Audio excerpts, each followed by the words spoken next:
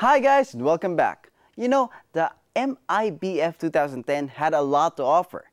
And one thing that caught my attention, there are still people who care when it comes to reading. Watch this.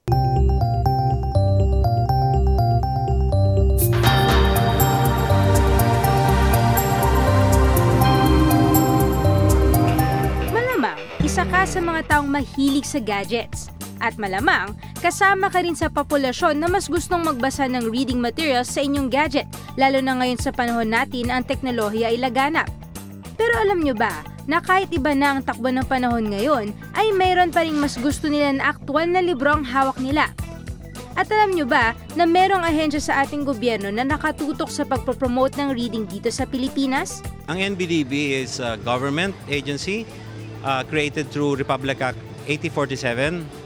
Ang responsibility namin ay paunlarin yung industriya ng libro, ng paglilimbag ng libro sa Pilipinas.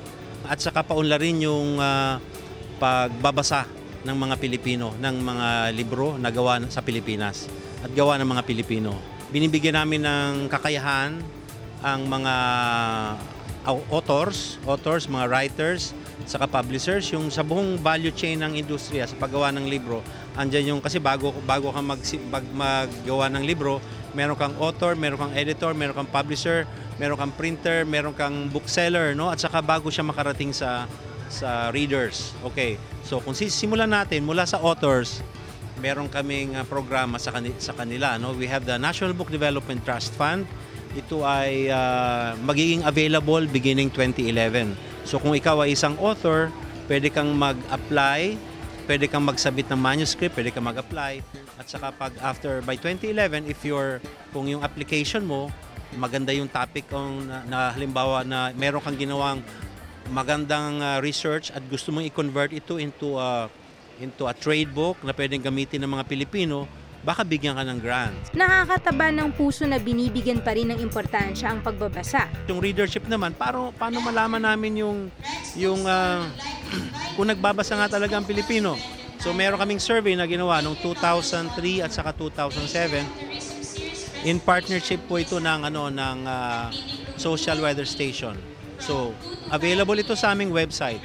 At doon namin nakita na nagbabasa ang Pilipino. Hindi po totoo na hindi nagbabasa. Yung mga kabataan natin, hindi mo nga nakita magbasa ng magazine, hindi mo nakita magbasa ng dyaryo, pero nagbabasa sila ng content sa internet, sa cellphone nila.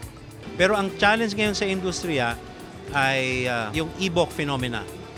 Okay, ito, marami na sa ibang bansa, mga e-books. Kung hindi tayo sasama dito sa e-book bandwagon, paano yung mga writers natin?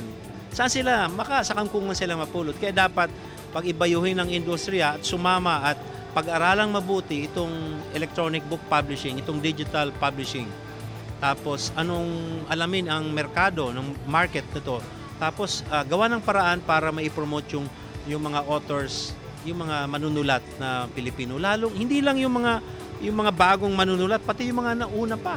Nakakaliw malaman na tinututukan din ng NBDB ang merkado o sales ng books, kung sino nagbabasa at talinan dapat para sa mga publishers, writers at editors. At isa sa pinoint out ni Sir Ed ang value ng reading sa kahit sino man.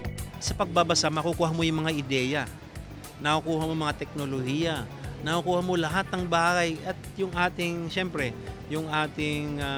utak, ma-absorb natin, nagkakaroon tayo ng kaalaman, ng karunungan kung tayo ay nagbabasa. Kung hindi tayo nagbabasa, wala mangyayari, di ba? Kaya next time you grab a book, don't just look at the cover.